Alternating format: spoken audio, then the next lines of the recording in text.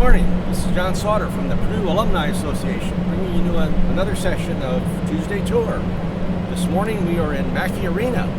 We thought we'd come inside and have a look at Mackey Arena celebrating its 50th anniversary here shortly, and have a look around. Today we have April is directing, and we actually have Jason on a new highfalutin camera that's going to give us a better quality, better sound. And so we'll see how this works as we look around Mackey Arena. What we're going to do today is talk a little bit about Mackey Arena.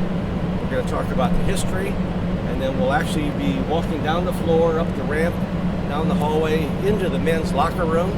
We get a rare visit inside the men's locker room, and then we're going to end up on Cardinal Court at the end of the hallway in our brand new addition as a way to kind of bring it to a close. So we hope you enjoy this session. So, welcome to Mackey Arena.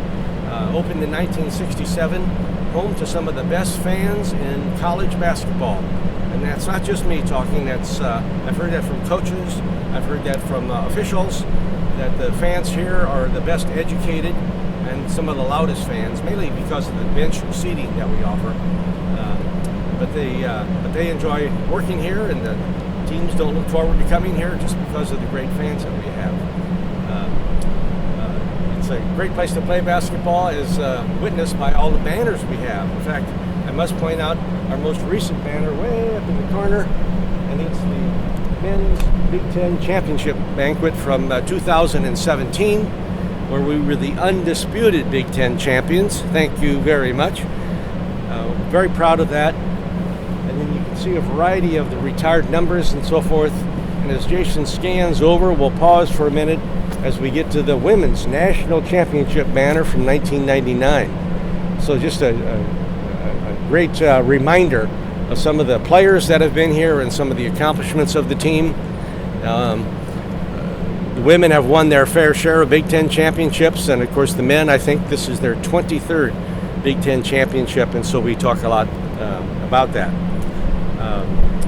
14,000 fans can squeeze into here in Mackey Arena. This year, most of the games are sellouts. A couple of interesting things about the renovation. First of all, is we've added premium seats, and so as we scan back this way just a little bit, you get an idea of some of the premium seats in the very, very comfortable chairs.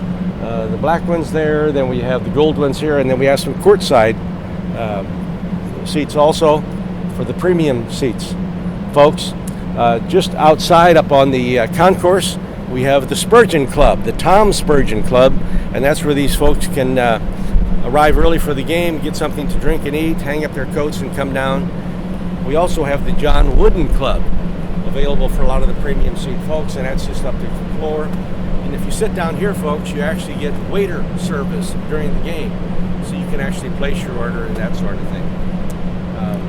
One unique thing I might point out, I've been intimately involved in Mackey Arena for the last 36 years, and that's as the visiting team host. And so the visiting team sits right over here, and right behind them is where I happen to sit for the games. And my duties include meeting the team as they arrive, being with the team the entire time they're here, sitting outside the locker room, behind the team during game time, and then back out afterwards. And so after 36 years, lots of stories.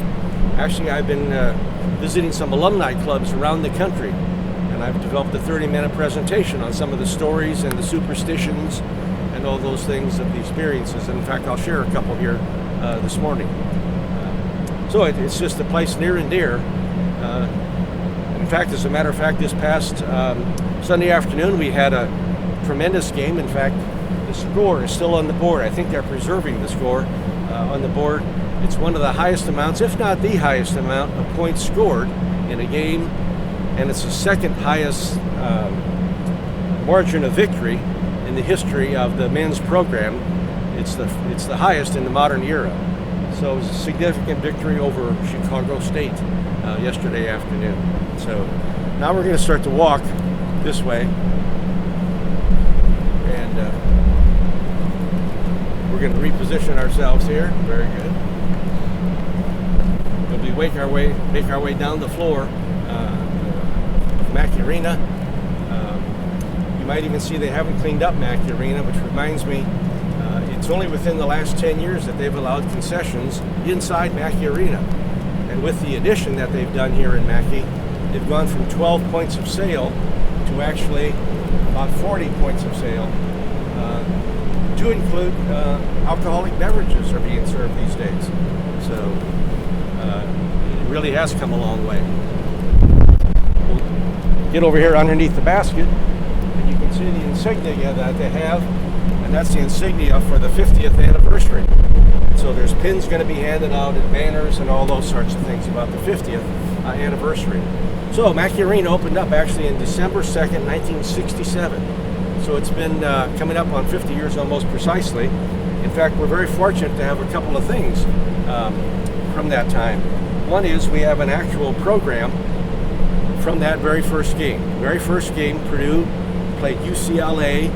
They came in here with John Wooden as the coach and actually had a fellow named Lou Alcindor. We know him today as Kareem Abdul-Jabbar. He played against Rick Mount. Rick Mount, the emerging sophomore. He was a sophomore that year. Freshmen didn't play varsity in those days. Rick Mount came out in that game. We knew we had a superstar with Rick the Rocket. And so they played. The game actually came down to the very last shot, and unfortunately, UCLA won by 2 points. And we're not quite over that yet, but we will get there. A significant game occurred. But at that dedication, they actually handed out a glass tray. And I think maybe Jason can pick it up. A nice tray was handed out for that dedication of Mackey Arena. So it's kind of a collector's item that we perhaps will have in a display case here or something along the way. So that's part of the tradition of getting Mackey open and playing since then. We'll make our way this way. I want to point out the court was officially dedicated to Gene Cady back in December of 1997. And so here's a plaque dedicated to Coach Cady, who comes back fairly often, as a matter of fact, to be a part of different offerings within the arena. He'll certainly be back for the dedication, but the court is named for Gene Cady, just a great guy to be around with the Boilermakers.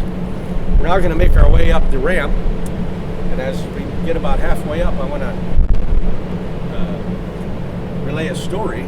The story has to do with me hosting teams and hosting coaches, and this happened in March of 1982. Some of you sports fans are going to know this one. March of 1982, we played Iowa. Lute Olson was the coach, and if you recall that game, March of 82, the game was a fight the entire game. It came right down to the very last second of the game. The very last second of the game, time expires, and a referee named Jim Bain calls a foul, which sends Lute Olson into orbit for this phantom call. But it sends Dan Palambizio, a name from the past, to the free throw line. All he had to do was make one shot and win the game, and he did. And Lute Olson was fuming. And so as Lute Olson comes up this way, and the officials are leaving this way, right here, Jim Bain and Lute Olson are next to each other, and Lute says some very unkind words and starts going after Jim Bain, the official. And so we actually had to kind of separate the two at the time. As a result of that call and that game and those actions, Jim Bain was never allowed to officiate another Iowa game after that in his officiating career, just because of the bad feelings between the two.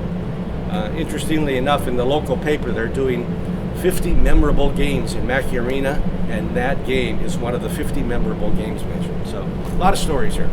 We're going to make our way up. You can see time to play hard up at the clock. Always a great reminder. As we make our way up the tunnel, this is the way the players come up, headed towards their locker room. And in doing that, we're going to pass the John Wooden Club. John Wooden is one of the premium seating spots, eating spots, snack spots after the game. So a lot of the folks in the premium seats can actually come up here and come into that. There's a nice picture of John Wooden on the inside. So now we're going to start making our way down the hallway towards the men's locker room.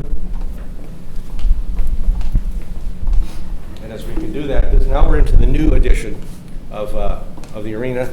This is the $100 million edition that was put on just a few years ago, about 5 years ago or so. And much of it had to do with sports medicine, and we see part of that here.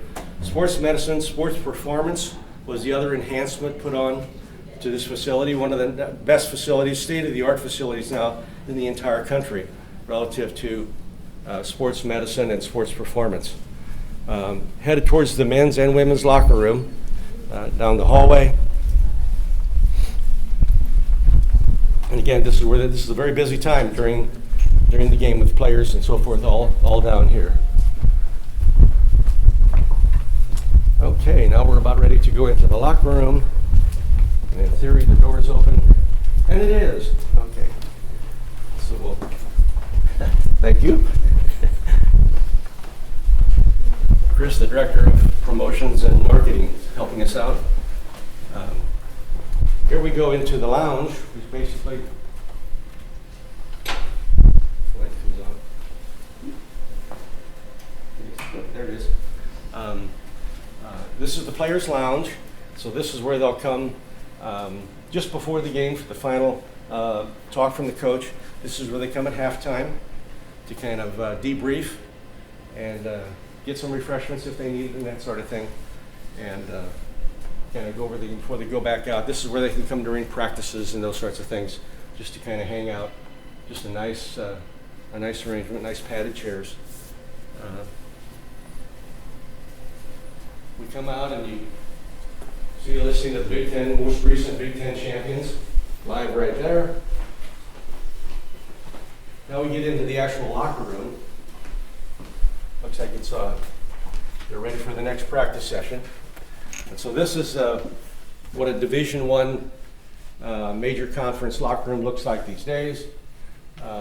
Pretty similar, I would suspect, to other schools, but with the names, and they each have their own locker. All their equipment, everything they need is already laid out for them, ready for use. They'll probably have a practice this afternoon, I suspect. Again, a lot of talk here also during the half times of the games and after the games. We'll go back out this way. Here they have the Big Ten standings. And once we get into the Big Ten season, that's kind of kept in front of them. We'll go across the hallway. Here we have the trophy. Big Ten trophies kept here. A nice reminder as to what it's all about with some of the rings, some of the watches, all the things that go with that. Really quite a significant accomplishment, and you can see some of the results that they get from that. Go into this room. This is the film viewing room. And so this is where the men's as well as the women's teams have a chance to come in and watch video. Video these days is very sophisticated. We used to have just a game video where highlights could be pointed out and they could go back and forth. But now with modern technology, they can actually zero in on individual players. And if they want to see individual players, jump shots only, they can actually be able to do that, be able to call that up. It really helps individual players really kind of do their best, reach their height. Here's an interesting board over here where you might want to have a look at. And it's the Play Hard board. Another great reminder for the players that it's not just scoring, but it's actually other things. And so it's assists, rebounds, charges, steals, deflections even, and dives. And so you can see this is all of our opponents this year, and they've already got it posted for our most recent game on Sunday night for Chicago State in terms of who did what. So it's just a great way to track progress, great way to track contributions on the team. And by the end of the season, it's filled up, and it's just a great record of overall performance. Wouldn't it be interesting if we all had this for our jobs in terms of being able to keep track of the different aspects? So, all right, we'll work our way back out. Nice, with very comfortable chairs, just like from your family room or your man cave or woman cave. Chairs are available. Back out this way.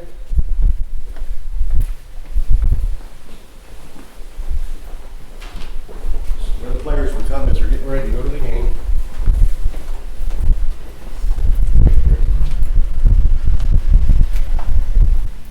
Now we'll go back down the hallway this way. Oops. Sorry for my back. And headed towards Cardinal Court. All part of the recent addition, again, put onto Mackey. It was a $100 million addition. Most of the money, large portion of the money coming from the John Purdue Club, the big backers, which we always appreciate their support, but a lot of it coming from Big Ten television revenue also. So you can see we're headed to Cardinal Court. And we'll just walk in briefly, have a look around. And it's what they would call an oversized court. So it's got a basketball court, but it also has some individual shooting areas for free throws and that sort of thing. This was a terrific addition to the program because it allowed the teams to practice at the same time on different courts. So the men's and women's teams can exchange. Previously, with one court, they really had to divide up the times when they could practice and all those sorts of things. But now with this court, it adds all sorts of things, opportunities for the players.